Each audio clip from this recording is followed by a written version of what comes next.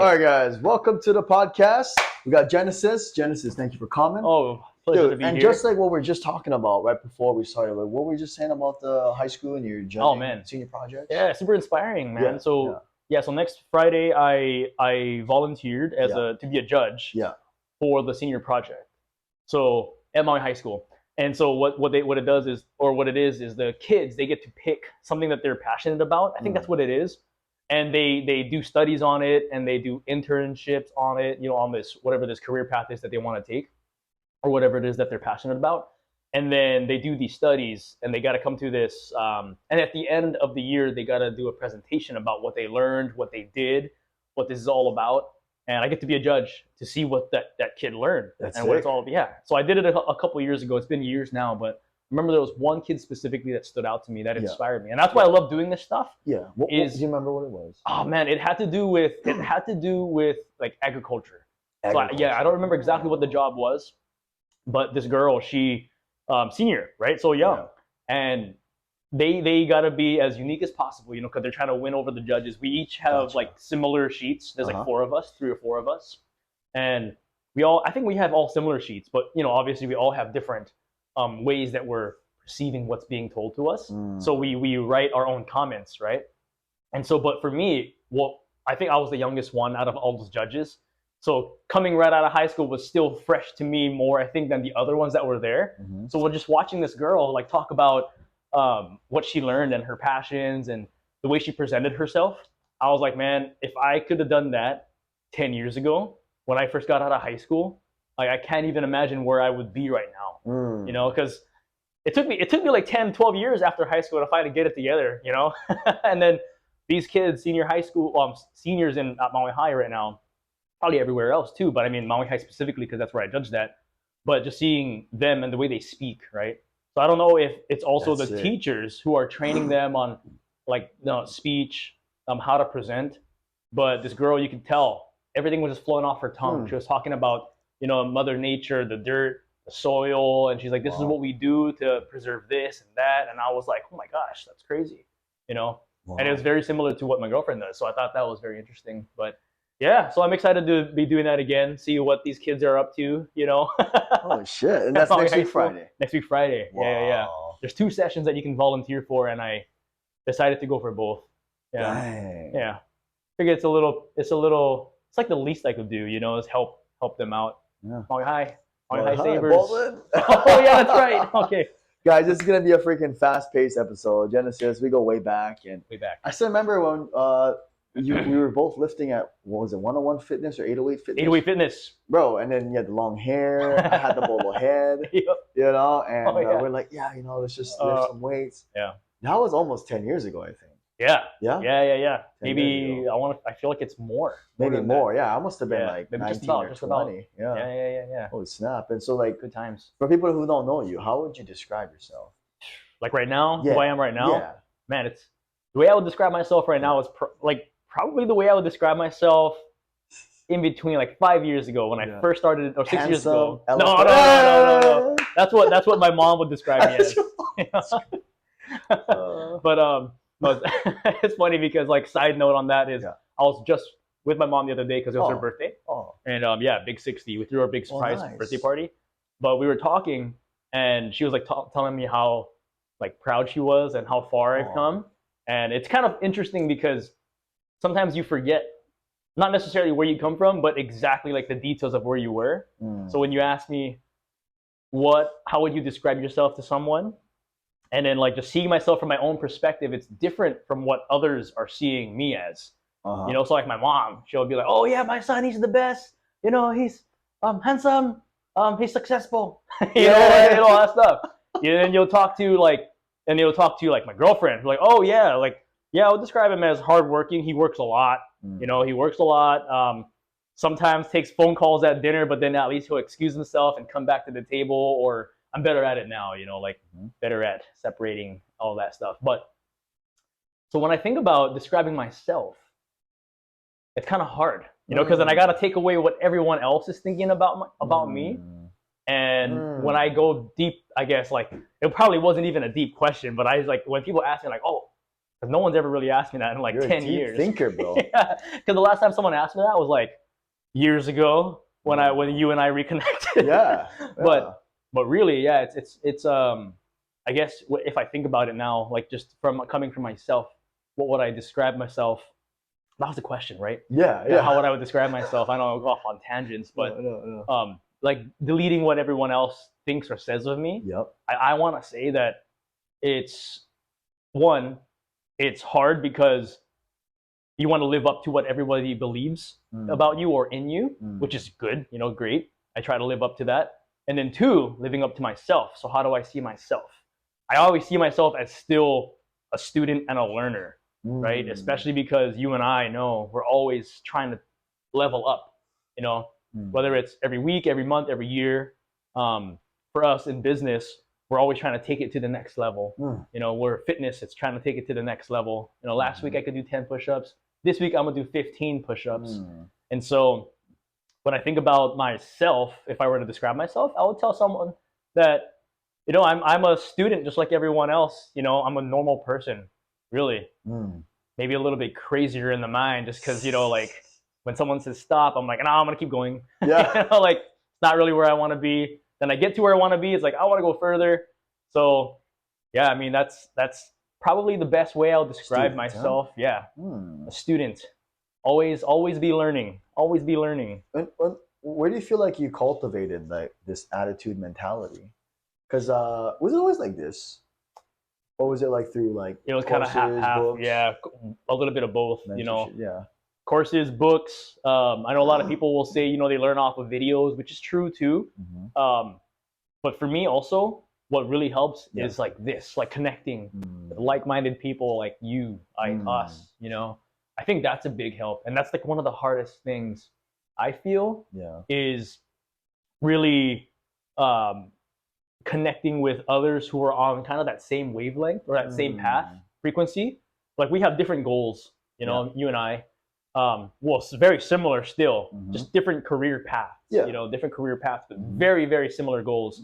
And I think what stays similar in that is like our mindset. And so I think that's where a lot of that attitude that I've cultivated, I like that word. It comes from like the culture of others that I'm able to connect with, or who I have the pleasure and honor in connecting with, like sitting here with you right now. So yeah, books for sure. Yeah, but definitely surrounding yourself with like-minded people. As cliche as it sounds. I know it sounds cliche because you're being told when they're kids, right? Like, oh, you're all the time. Your friends. Yeah. It's like, that advice was actually legit. Yeah. And that's kind of true too, like, because growing up, I hung out with so many different like cliques, I guess you can say. Groups. Yeah, like in high school, I was hanging out with the breakdancers, which was my main crew. Yeah. But then within the breakdancers, there's so many different individuals, because we all came to breakdancing for a reason to like kind of, I don't want to say delete, but to kind of silence the world around us. Okay. Because for me, like, man, I was a troubled kid, but it was mostly just because of my mindset, like typical millennial kid thinking that the world owed me something, like, so when I found breakdancing, it took everything else away, because I got really good at it. And then it silenced the world. And then you find yourself with these other individuals, this breakdancing crew, who are exactly the same. This guy's got issues at home, or this guy just had a really bad breakup, or this guy is just really depressed, and then he finds breakdancing to be soothing, and it becomes his world. And so, but anyway, within that, like, so that's the group that I mainly stuck with. So a bunch of like misfits, like these are kids who just don't know where they belong. And I think a lot of that, it has stayed with me, because now I find myself finding different cliques and groups, and I love it because you learn so much from different types of people. There are things you and I talk about when we go to lunch and stuff that I don't talk about with other people, or I can't talk about because nobody else understands. Right. It's either they think I'm being cocky, or I'm not humble and you know, that, and it comes to like your goals and ambitions. Like exactly. It's like, why do you want to have all those goals? It's like, oh, dude, you should be happy. Like, look where you are. You know, you got this, you got that. Like, and then we're over here like Genesis. How about we stretch that bugger out? Yeah, like, exactly. Let's go exactly. Let's be healthier. Let's be stronger. Let's help more. Yeah. And I totally get it. because that, like, back to that breakdancing mind, like where I was 12 years ago, more than a decade ago already. That's crazy. I know, dude. I know. How old are you, bro? Still breakdancing. Because you look good. Oh, how old am I? Yeah. Oh, 33. Dude, 33. you look 23, bro. Oh, thank you. I appreciate it. You look like the Maui Mars, bro. Okay. Oh man, I gotta thank that to my parents, you know. Yeah, mom and dad. Yeah. Thank you, mom and dad. Yeah. For having good skin, I guess. I don't know. But the food they fed us growing up wasn't the best, you know. I mean, typical Filipino food. I mean, it's good. Yeah. It's not good for you. But maybe it is. Maybe that's the trick. I don't know. That's the hack. But yeah. I think that played a big role, man. Like people that you hang out with, for sure. And as I know we said this already, but as cliche as it sounds, man, it's such a. And I think that's why. Yeah. And I can't speak because I'm not a parent, but I think that's why a lot of parents are so worried too about who their child hangs out with or who their kids hang out with. Which makes sense. Because of that, it's like, oh, you're hanging out with this boy, and because I remember there was a few kids I hung out with where my parents were like, oh, you're hanging out with so and so too much, you know, like you got to be careful around that one. I'm like, well, you don't even know him, you know. Wow. But I'm over here like hindsight, huh? Yeah, but exactly. And I'm over here like, oh, you don't understand, you know, like he and I are both the same. But then it goes so deep because it's like, you know what? It's because my parents don't quite understand me, you know. And so it's like, again, it's deep. And I'm not even I can't say it because I'm not a parent, but like trying to think of the perspective of that, you know. That's why I feel like so many outside sources, or I guess outside sources, try to make you someone else. You know, whether it's a parent or a best friend, or a group of friends, you know. So that's why I like to say, rather than I always end up in different groups or cliques, I try to find my new different crews and cliques, you know. Like, okay, if I want to up my game in real estate, who do I need to be hanging out with now? You know, because I can't be hanging out with the people who are doing the same exact thing as me, or who are not doing as much as me. And by as much as me, I mean not as working as hard. Right. Because there's like certain levels of mindset, and I believe that's the only thing that separates everybody is how far are you willing to go, you know, or what are you willing to do, and what are you not willing to do. What's an example for real estate? Like willing to do, willing not to do? Oh yeah. So I mean, like phone calls. Yeah, phone calls. Yeah. So cold calling. So things like that. You know, like all the fundamentals. You know, like how to build a business. Okay, first you need clients. You know, two, you need to learn how to sell. You need to learn how to speak your language of your sector, real estate being example, you know. You need to learn how to speak fitness and know nutrition and all that, you know. I mean, so when I say what you're willing to do and what not willing to do, like, are you willing to work? Because you're an independent contractor as a real estate agent, you know, or if you're a full-time real estate agent like myself, you're not clocking in and out on a like a key card or anything like that. Which is nothing wrong with that. Yeah. You know, but that's not what you're doing. You know, as soon as you wake up, you're on the clock. You know, or you can decide when you wake up, when do you want to be on the clock? You know, like for me, it was wake up, work out, do this, do that, morning rituals. By 9 o'clock, now I'm on the clock. You know, I have right now to this day, very strict about not taking any phone calls before a certain time in the morning. Sometimes it's 9 a.m. Sometimes it's 8:30 a.m. It depends on the season, you know, on how busy I already am and the clients I'm working with.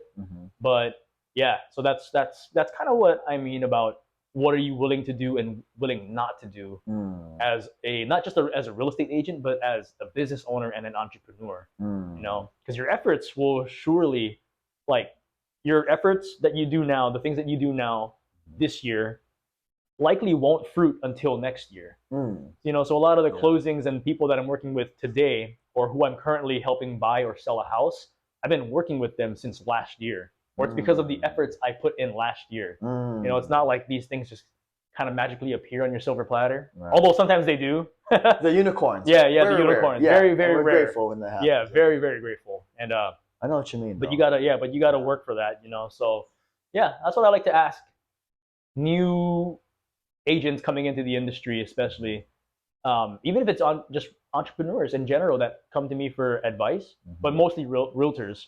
I always ask them, what are you doing now that you're in your life that you love doing, and what is it that you don't love about your life right now, or what's something that could be better, rather, is a better question. So then when we figure out what that pain point is in their life, then we can figure out what are you willing to do to get there. Because if you're here now and you're not happy and you want to be here, there's something in between that you got to go out and do. Right. It might be something that you don't want to do, which is cold calling, door knocking on homes, looking like a fool in front of your family and friends, spending night and day crying because your life isn't perfect. I'm just getting into personal experiences now. So. Yeah. No, same. I mean, I remember the beginning was all door knocking our neighbors. Hey, do you want to come? I'm not here to sell the Bible, but as a joke, I was like, I'm not here to sell the Bible, but you want to come work out? It's free workout, 30 minutes. No, not interested. Boom. Oh, fine. Next one. Yeah. And then you keep doing that. Eventually, the rejection muscle, not that it feels good, but it's like, that's okay. Yeah. And then they eventually come back. 6 months later, 12 months later, like what you said. Yeah. Like, wait, that's the guy I door knocked. Oh, fantastic. Man. The season's now. Yeah. So I just thought about something that you said just now, which is like, which is awesome because you're so consistent. Justin's so consistent with like everything that you do. And like what you just said, 6 months ago, like this guy didn't want to work out. No, slam his door, get out of my face, or whatever it was, hang up the phone. But 6 months later, they reach out to you for one reason, one, because you're the guy that showed up at their doorstep offering them something that they wanted. Maybe not at the time, but they know that they wanted it, immediately. And so 6 months later, the reason I think that they came back to you was because you stayed consistent. Imagine if, and this is something that I just thought about. Yeah. Imagine if 6 months later, you're not working out anymore. Or you're not even a coach anymore. I'm out of the industry. You're out. Oh, that guy is going to now be even more probably like, wow, if that guy gave up, then shucks, then why am I going to start working out for? And that's common, right? Yeah. I'm going to try this industry for 3 months. I'm going to try this thing for 3 months. Yeah. And then they try like 10 things and then nothing is rooted. There's no roots. Exactly. I feel you. Damn. Yeah, because you never know. Because I remember like lots of conversations where people would say like they just got out of a divorce. So the timing wasn't good, but 5 months later, like I'm ready to get back, my body or whatever. I'm like, okay, great. Yeah. And so I remember in the very early phase, I would be like, kind of like resentful because I would suck and like talking, and I'd be like, want to blame. And I was just like, this is not a way to live. Yeah. And after surrounding yourself with like-minded people, mentors, coaches, books, all that stuff, like there's got to be a better way. Like it's my fault. I gotta be accountable. It's something. And then once I realized, oh my God, it's just not the right timing. Someone's kid just died, so now they're coming 9 months later after they grieve. Oh, yeah. Because before you were just judging, right? Oh, they just don't want to, right? And it's like, wait a minute, someone just died, or they just had a divorce, or they just got laid off from work, so now they feel, and so. And you're right, it's the consistency thing. And then what we're doing now with the sharing, expressing, posting, calling, contacts, might not happen till the next 6 months, 12 months. Yeah. You're right. Sure. And then as long as we're still here, they'll be like, you know what? I gotta go to Jens. I gotta go see him. Yep. Yeah. Yeah, exactly. And that's like part of my goal. Like that's part of like what I have imprinted as part of my brand, I guess you can say, right? Is I don't want people to come or call back in a year and say, hey, are you still doing real estate by any chance? Right. I want them to call back and like, hey man, I need to buy a house. I'm ready to buy a house, or I'm ready to sell my house. I want them to automatically already know that guy is in real estate. He's not leaving. How long has it been now? I make 6 years. 6 years. This September as a full-time realtor. July. So for anybody listening, what are some of the top 2 or 3 key skills you needed to learn and develop? Ooh, man. So top 2 or 3 skills. Yeah, like the king skills. I want to say communication. But one thing about communication though is when we say that, it means listening.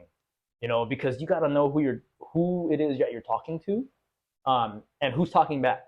So like you and I, for example, we're having a conversation, and it's funny because I use a lot of this in So when I started this, I would study so many different things, whether it was NLP, which is neurological linguistic programming, right? Which is where a certain way to speak, and it gets people to kind of like really like lean in towards to what you're saying, pauses and all that, communication, right? But I also studied divorce attorneys stuff, right? So like just YouTube things, not just the attorney, excuse me, but what happens during a divorce. And one of the main things was when there's a couple in court and they're arguing against one another, it's always this guy is saying something, or the husband saying something, the wife is saying something back, and neither of them are listening to what they're saying, but they're actually agreeing with one another, which is wild, you know. And I see the same thing within my own family sometimes, where there's an argument happening, and they're both agreeing with one another, but they don't hear it because what they're doing is they're saying their perspective, her perspective, his perspective, but they're saying the exact same thing. They're arguing about the same thing, and if they just listened to one another, they would figure out like, oh, wait a minute. I was like, we both hate doing the dishes. Oh my goodness. I was like, because that could have been the answer right there. You know, that's like a plain example. Wait a minute. Did you just say that you hate doing the dishes? I hate doing the dishes too. Like, okay, why don't we compromise? You do dishes Monday through Wednesday. I'll do it Wednesday through Friday, you know, or whatever it is. So communication definitely number one out of the 1 to 3 skill sets of being an entrepreneur or as a successful real estate agent is communicating by being able to listen to what the other party is saying. Because that's probably far more important than what you have to say. I mean, not saying that one side is less important, but when it comes to and this is going to lead me into the number 2 is so communication. Once you've learned the skill of actually listening, and then reiterating what that person said back to you, so that they feel and know that you actually are listening to what they need, because too, this is a service industry. So that's one thing that I learned too is, and it's also a hard mountain or hump to get over, is getting to the level of service. Remembering that that we are here to serve rather than here to serve others rather than to serve ourselves. And the reason I said it's a hard hump to get over in the very beginning is because when most agents start or entrepreneurs start, they need that capital. They need to have funds in order to do the next thing, right? So they need to build profit. Because that's what everybody thinks entrepreneurship's all about is, okay, I want to become a business owner and an entrepreneur because I want to get rich. So all people think about is that the dollar bills, the dollar symbols. And so they think about themselves only, like, okay, if I close this house, I'm going to make this much, rather a better mindset would be, okay, I was like, if I work with this person, they can finally get to the Big Island, to where they want to be with their family, or they can finally sell their condominium that they bought as first-time home buyers, so that they can sell it so that they can buy their dream home, which was what their plan was. And then once we close on their dream home, we can come back and say, oh my gosh, you guys remember when you guys bought this condo for the reason of selling it to buy this dream house? Like, yeah, you guys did it, man, And so just remembering what that person's goal was, right? Or their goals were, I think is very important. So communicating that, learning what it is, and then remembering that, learning how to serve others. And again, I know in the very beginning, it's very hard because we all have to come out of it.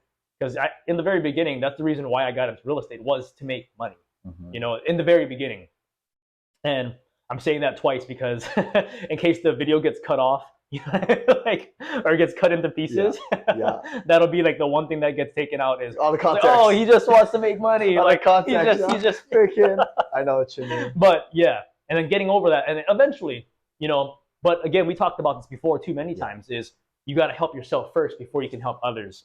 That analogy, the analogy you told me before, which is great. In the airplanes, putting on the masks first before you help the person next to you, right? Because if you don't have a mask on in the airplane, if it's going down, you're out cold. You can't help the next person next to you at all. And if this person doesn't know how to help himself, then you both screwed. So yes, definitely learn how to help yourself first before you can help others. But keep that in mind. Keep that in mind that it's about serving others. That's just the way to grow wealth and happiness. To grow your business, to become wealthy and successful if that's what you want. But then at the same time being happy. It's the only way to serve others. I think those are like probably the main two things that I really had to learn, or rather sharpen, you know, was communicating. Because I go back to this a lot because it's a huge one for me, which has helped me a lot in relationships that I'm in now with friends, family, you know, being able to like really listen to what they're saying. You know, I like to talk to my nieces and nephews, and I always hear nothing bad about my cousins and their parents, but you know, hey, how was school today? And the kid goes, it was good. Oh, okay, good, that's good. You know, it's like, figure out why. You know, like why was it good? You know, what was your favorite part about today? Such a simple question to ask these young ones, and they just go off about why, and then they go on tangents, which is awesome, you know. And then that's, I think, what we should be doing with clients and customers is figuring out what makes you happy. You know, tell me more about that. And then that's kind of how that relationship builds. And so, which leads me to number 3 now, is relationships. You know, building relationships and keeping them. So you and I, we met more than a decade ago, you know, going through our own things. You were a personal trainer at the time, and I was over here just trying to get fit, you know, separately. But, you know, here and there, it's not like you and I were like boys back then, not yet, you know.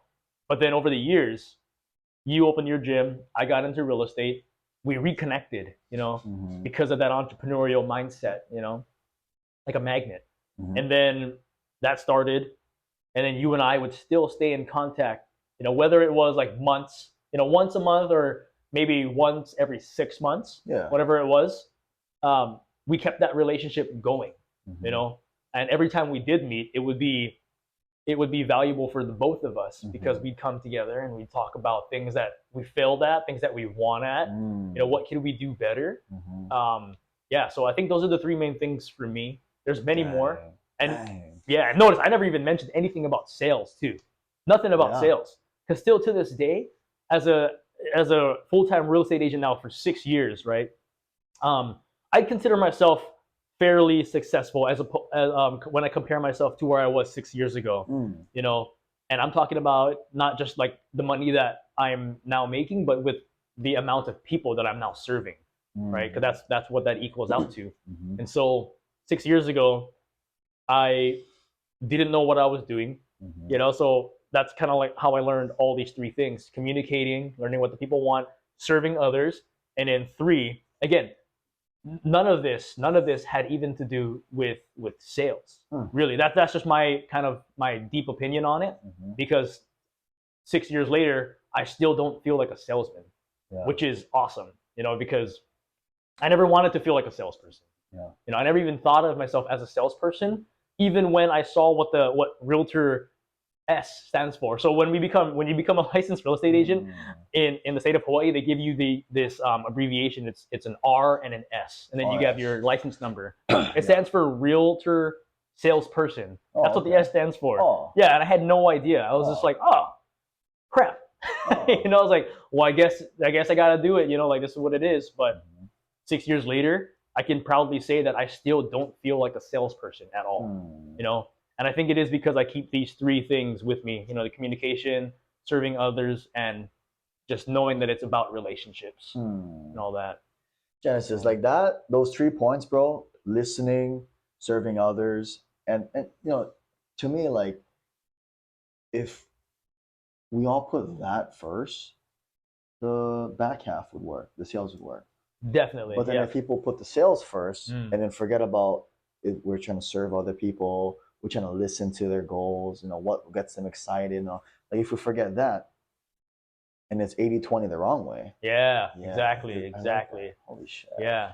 And a lot of people, including myself. Yeah, including myself. I see people hearts like, hey man, you can sign right here, you know, like, And we learn the hard way sometimes, you know, because myself, I went through that, like that mountain I was talking about getting over, you know, because in the very beginning, it's about, oh, what can I do to make this much money, you know, and I get it, you know, because we've all been there, and I think still to this day, like to a point, we're all still kind of like that, you know, we need a certain amount of income to be coming in order to continue living the lifestyle that we want to live, which was what the goal was in the very beginning anyway.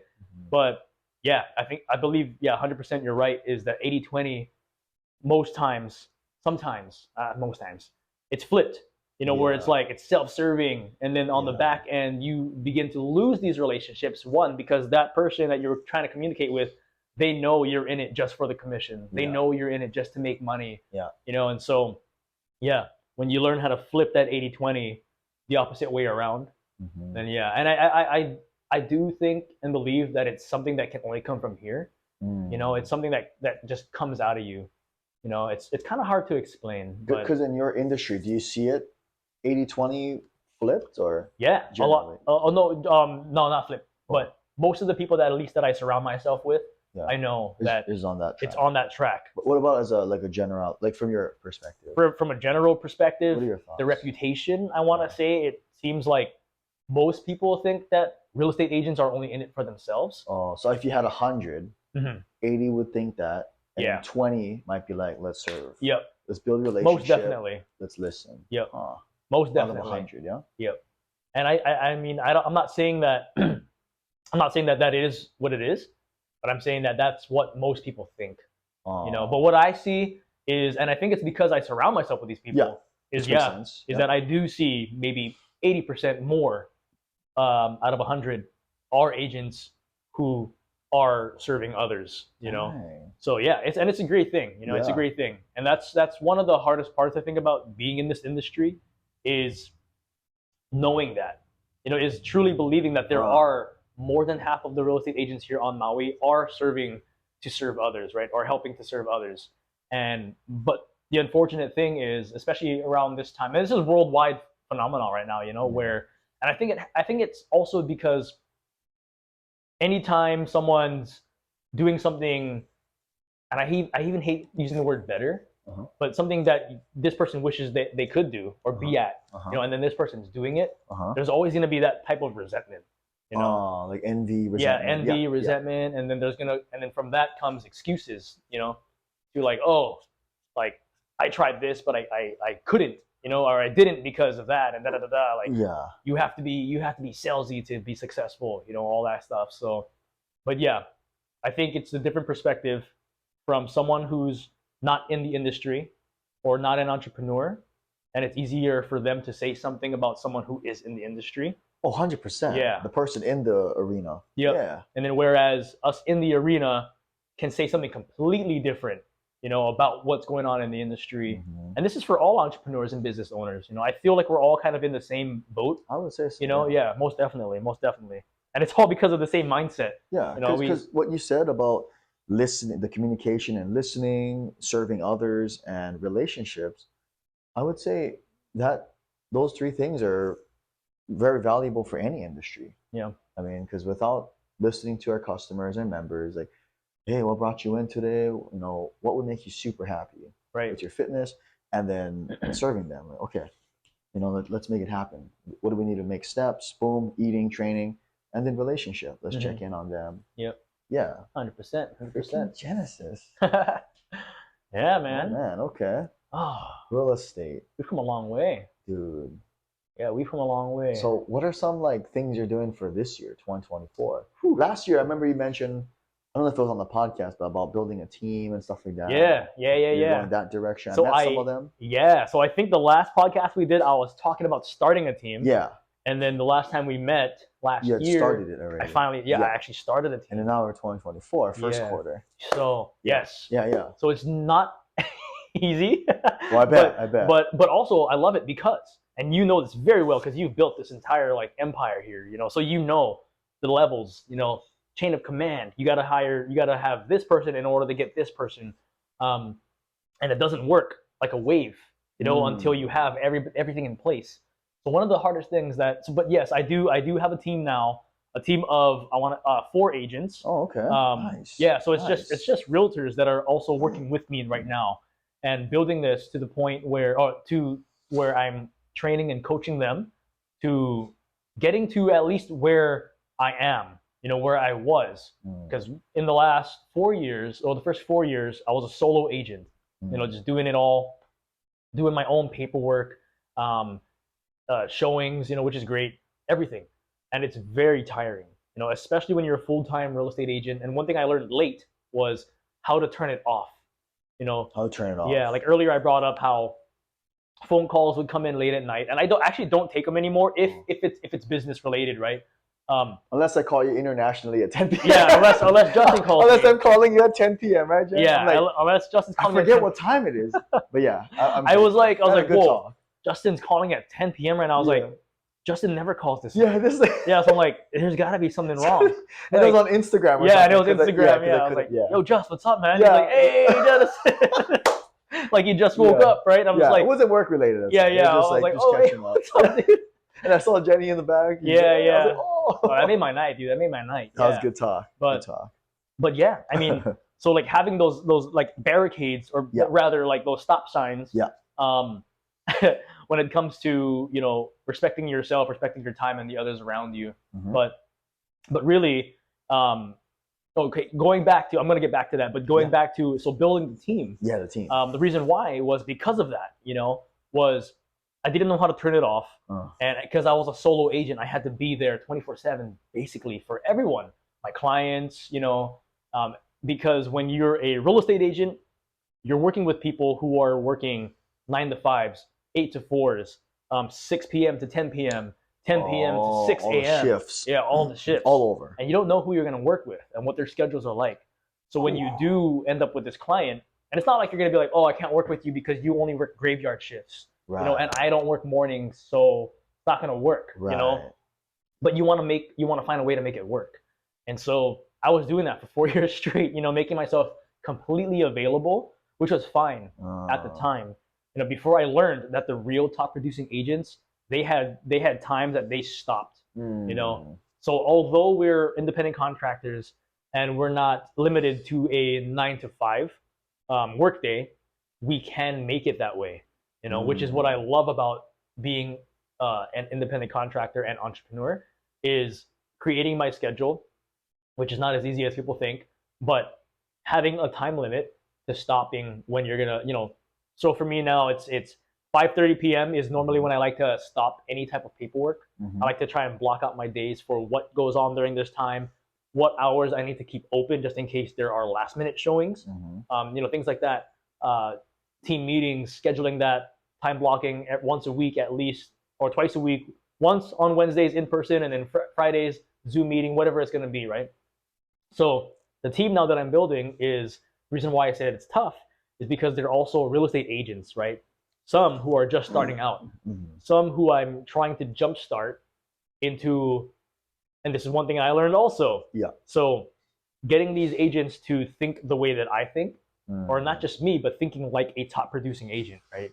Yes. But at the same time, it's hard because it took me 4 years to get to that mindset, because I had to go through what I did.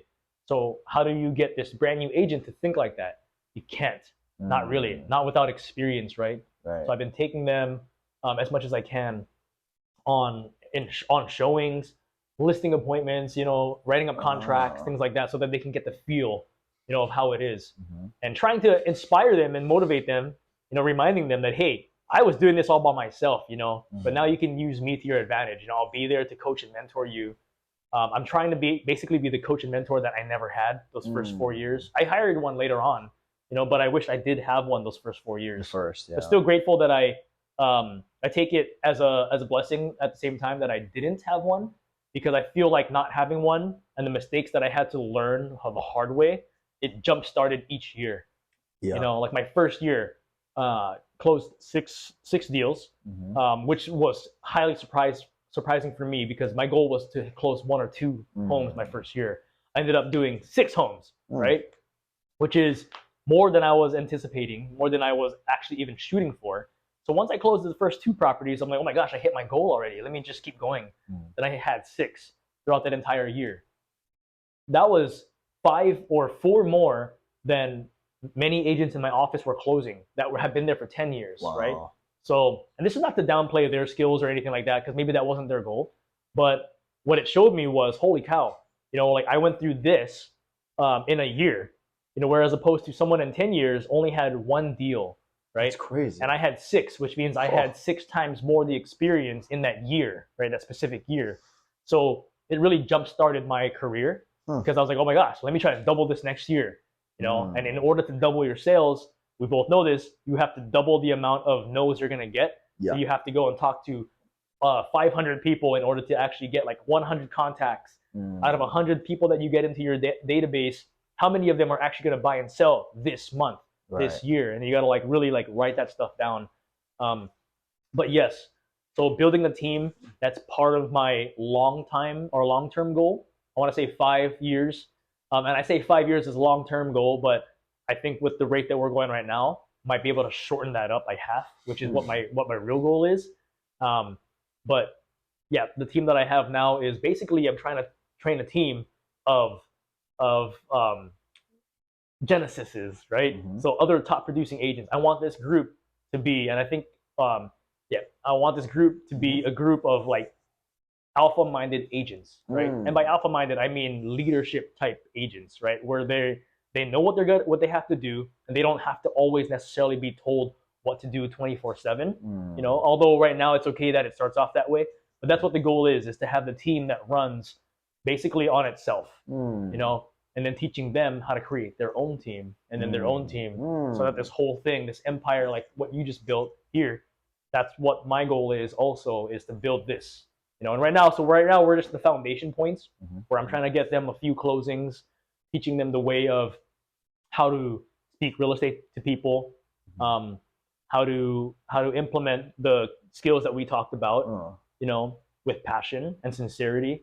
And then three is going to be learning now how to do it by yourself. You know, like now I want you to do everything that we learned, but do it without me there. You know, like try and like just imagine I wasn't even here. Right. You know, and I want you to be able to tell me what the next plan is, what the next goal is.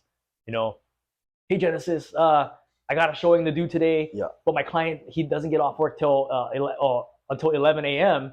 Like I have an appointment at 10 a.m. so I won't be able to make it at 11. It's like, okay, so what can you do? Can you push the showing out a little bit? Why don't you just try to make it at 11:30? Would that work? Oh yeah, you know what? That would work. I never thought about that. So like simple things like that, right? Where I want them to independently problem solve. Yeah. It's like what would Genesis do? You know, what would Justin do? You know, I don't know. That guy's almost on another level. I don't know what he would do. Well, that is an exciting thing. Yeah. Then, like once they're, you know, on their own running, then sky's the limit too. Yeah, sky is the limit. Holy snap. Yeah, but I love it though so far. And the reason why I said it's another mountain, another hill, because we're always trying to level up our businesses. And for me right now, this is how I'm going to level up mine, you know. And as selfish as it sounds, as I want more of that time back that I put in for the last 4 years, it's serving, because these agents now want the exact same thing. But in order to get to now where I am, they need to go through what I went through, you know, the process. And so it's a beautiful thing, because the process just starts over again. And now I have the honor in teaching and helping these agents grow what I grew, go through what I did, hopefully a little bit easier for them, you know. They don't have to get yelled at as much, because I can just like tell them like, oh wait, hold on, don't say that, don't do that, you know, like that's not right. And hopefully eventually, not hopefully, it's gonna happen, but this team will start to grow to the point where what my short-term goal is, where they can start, you know, problem solving for themselves, and then taking it to the next level where they build their own teams and they build their own teams. Damn. And so and that's my challenge this year and for the next 5 years, is building this bubble right here, you know, this pack. Yeah. Well, it's like a whole nother level of my business, and it's gonna be fun. Yeah. Wow. So it is fun. How do you feel like because I'm curious too, like to reinforce that culture? You said you have them come with you. Do some stuff. I'm sure you guys spend a lot of time together. Oh yeah. Not as much as I would like to, because a few hours. Yeah, a few hours at least. You know, there's some who I spend more time with, but it's also because the time that they have. Oh, you know, like for me, I try my best to really put it in writing on pencil on the calendar. Like, hey, we're gonna meet on this day. We're gonna be on that day. But at the same time, it's tough, because these agents are like me before, where they still have a full-time job. They still have this part-time job. They're still doing this or doing that, you know? And then it comes down to, okay, so on your days off, what are you willing to do then? You know, if you only have 1 day off, or if you have only 2 days off this week, Are you willing to do open houses on your only 2 days off? Or the other days that you're working, are you willing to do open house or do cold calls before work? Yeah. You know, because that's what I did, you know, and I can't expect others to do the same, but I really would like to set that standard out there, Yeah. you know, and showing them as an example, you know, like, hey, this is what I did. Yeah. You know, you're saying that you want to build this business. I'm showing you how I was able to do it, and like, so let's go and do it, man. You know, we have this new practice now where I still have to go through it with 2 of the other team members on the team, but we do vision boards now, right? Nice. And it's something that, you know, my other half and I, Jenny, always do or have done. But this is something now that I just newly implemented into the team, where we each create our own vision board, and then you present it, you know. And it doesn't have to be in front of everybody, but at least with me, you know, as the team leader, because I want to know what it is that drives this person, what it is that they want, what they need in their life. And then after we go through it, this is a little trick that I learned from another real estate agent, actually, who coaches teams.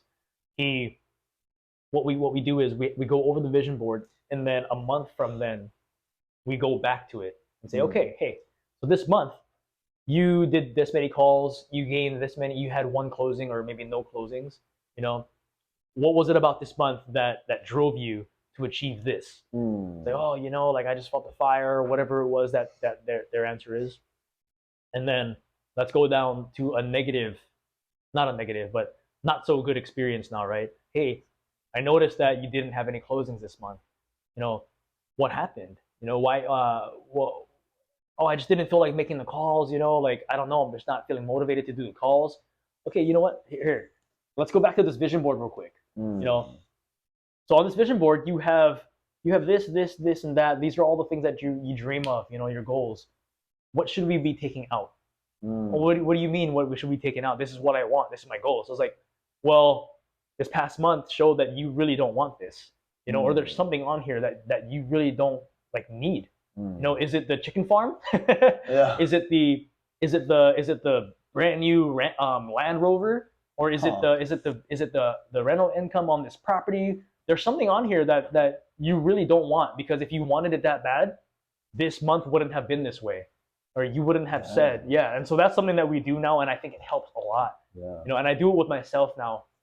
Every morning, wake up, do my morning rituals. Look at my, because I have my vision board behind me. Oh, I have my camera facing this way, Yeah. and it's behind me, which is awkward because it's something that I want to be looking at every day. Yeah. But like Jenny, she's smart. She has her office facing the wall, so her home office facing the wall, so she can see it every day. But as I'm drinking my coffee or my green tea, whatever it is I'm having in the morning, I'll just skim through it, and I'll go left to right. I'll do a zigzag through my whole vision board, and if there's words, I'll read it out loud.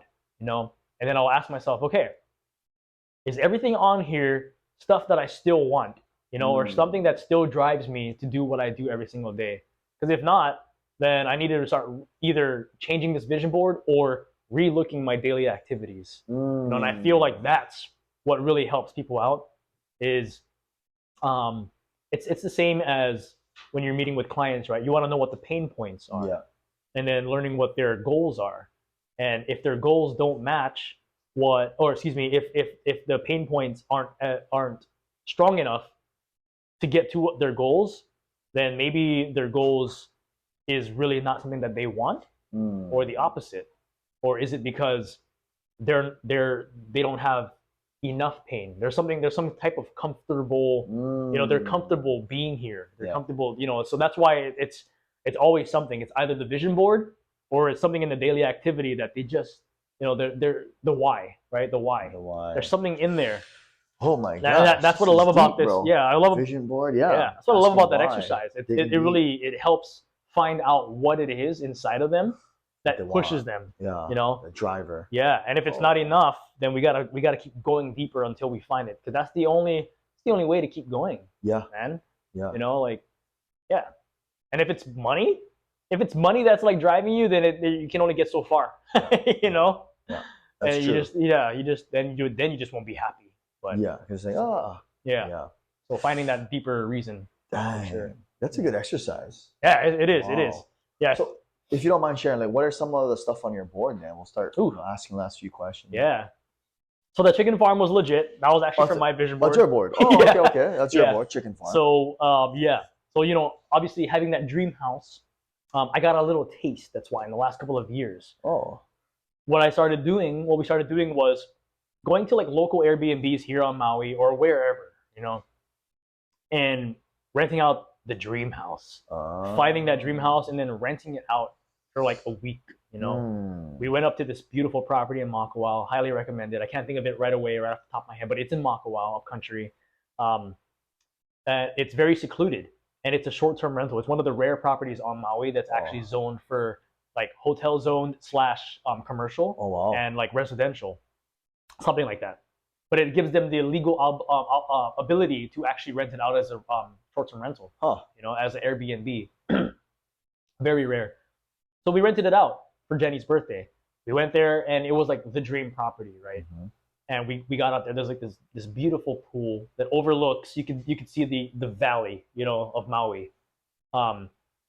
It's high enough to where the drive isn't too far away, but it's also close enough to Makawao town. So if you need something for emergencies, you just go right. You're just 15 minutes down, right? Mm-hmm. It's got a studio separated with the main house, which is a 2-story, like just plantation built wooden. It's very like almost antique feeling, but modern at the same time. It's got a sauna in there, a dance room, which is like our goal is to have a dance studio inside of our house, music room, and then on the side it also had like a detached ohana, right? Dang. So the reason why this was a dream house was because my dream is to one day at least have like my mom, God willing, she's still around, living here, living with us, but separated, with a gate. No, right. Yeah. Separate house. Yeah. Yeah, but separate house. Yeah. Same property. Though. Yeah, and at the same time, other side, potential rental income coming in. But then you have that property where you can enjoy it for yourselves, invite your family, where everybody just like stays for a whole week. That's like my goal, is to have that type of house where everyone can feel at home. Yeah. And it's not just to show off, but it's because the taste that I was talking about 2 years ago. So my dad passed away, but during that time I was able to take off for an entire year almost. It was like 9 months, 10 months, right?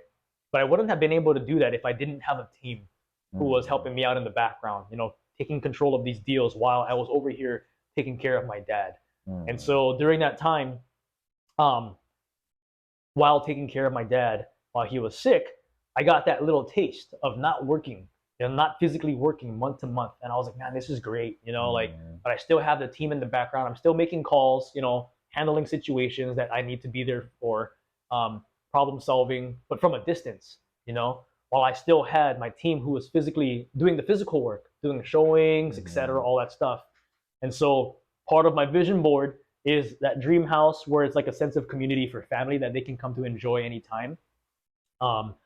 And I want to be that one who provides that, because I feel like, especially my family, everybody deserves it, but man, my family deserves it for sure, that's just something, because our family is huge and we're also very close. Two, it's having that ability to basically work anytime you want, but at the same time be making enough income to where you're not struggling, so that's part of the vision board right there. Hikes, a lot of outdoorsy stuff. My vision board is it's almost like a hopefully I can say this. It's almost like a hippie made the vision board, because it's very it's like, wow, there's almost no materialistic item in here besides that house. Yeah. I no longer have a dream car on there, nothing like that. I used to, used to have, which is fine, I don't have anything like that anymore. I don't have it's not really materialistic things. Rather, it's more, I guess they are somewhat materialistic, because a chicken farm is part of it, having a big farm, because Jenny and myself would like to have a farm, big acres of land where we can have all these animals, goats, a self-sustaining farm, basically. That's cool. Property. That's cool. So that's just an example of what that is. And then at the same time, there's also on my vision board things that have to do with inner work, so spirituality, a higher sense of that, mental health, all that stuff. Staying physically fit, so that I can enjoy all the fruits of labor. Which you makes sense. Yeah, can't have a big farm and not be able to walk it. Like maybe buy a tractor or something, but still, like you want to be able to walk and makes sense. Carry stuff. Live a good life. Enjoy life, man. Yeah, that's just kind of an example of what I have on my vision board. Wow. Yeah. They're wholesome. Freaking Genesis, man. Like, I'm always mind blown every time we talk. I'm just like, I'm really trying to, have a takeaway. I'm like, wow, that's so fascinating. Chicken farm and hikes and, very like lifestyle kind of things and then the values and, the freedom of time and all these different things. And that's why I'm just so curious. I'm like, man, I can't wait for the next time we talk again. The next time we talk again in 6 months, 3 months, whatever. Because it's just like, it's never like, same old, same old. Yeah. I never heard that from you. Yeah. It's the same as last year. I've never heard that. It's the same, just. Yeah. And if we ever do say that, like, oh, same stuff, but. Yeah, this changed. And this changed. Yeah. All of this changed. Yeah, everything's changed. Actually, every time it's something evolving or growing. Yep. Whether it's like, you're doing more or like their team or there's something. Yeah. It's like, oh man. So that's cool. Yeah, it's very interesting. Like, oh, Genesis, you've changed, man. You've changed so much. It's like, thank you, bro. Thank you. It's like, that was the goal. That is the goal. That was the goal.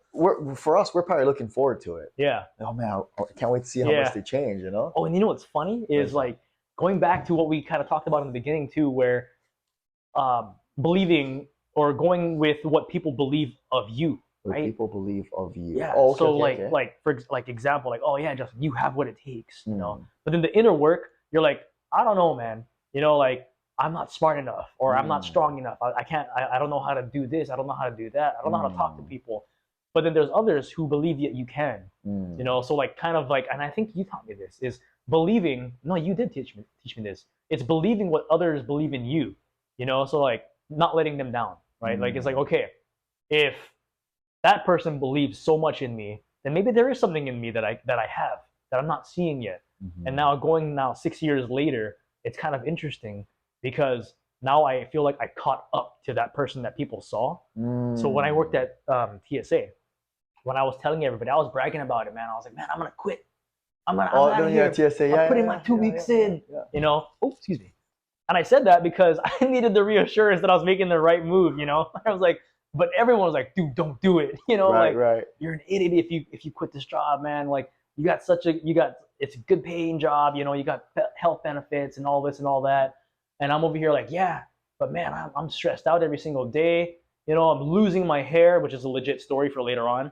And I was like, everything was just like not right. I was overweight for my height, I didn't feel good every day. But people still, like when I would talk to people, they knew that there was something in me, something that I couldn't even see for myself, And there were those very select few who was like, yeah, you know what? Go for it, Genesis.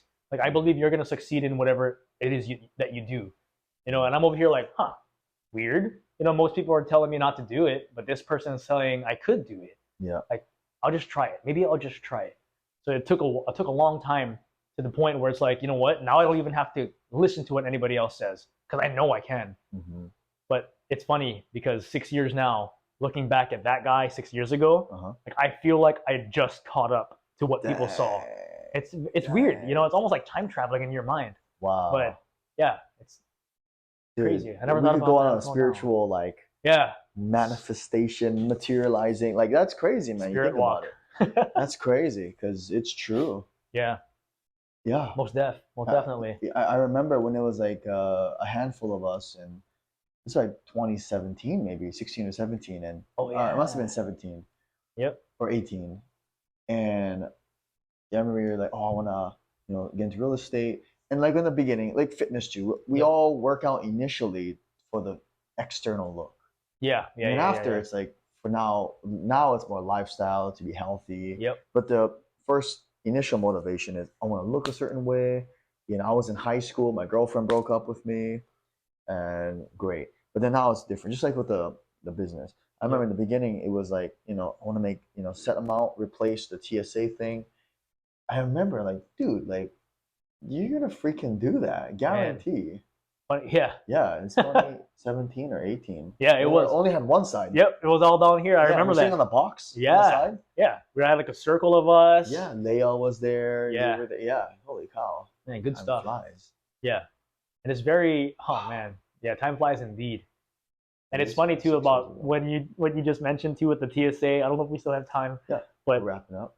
About yeah, that was my goal, was to generate enough income as a real estate agent to equal what I was making as a TSA agent, right? Which was first goal. X amount. Oh. And it was very funny because I learned the hard way too the second year. So that first year when I hit the amount that I made at TSA, right? Yeah. So I made that within months, whereas TSA it's a whole year you make this month. So let's just say 40,000, and then in real estate made that within a few months, right? Hit the goal. I'm like, oh my gosh, I made 40,000. I can quit my job now.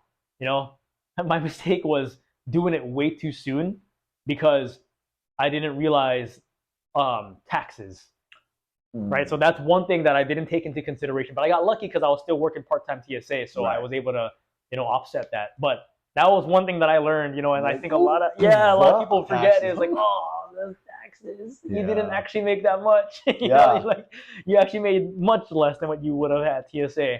Yeah. But yeah, but at the same time, I love that I learned that the hard way. I love learning things the hard way, and it's school. Yeah. Hard knocks. Yep, hard knocks, bro. Because that stuff, it'll just push you way ahead. Yeah. Of yourself. Those pain points. Yeah. Oh my God. Like, okay, well, let's not do that again. Yep. Never gonna do that again. Yeah.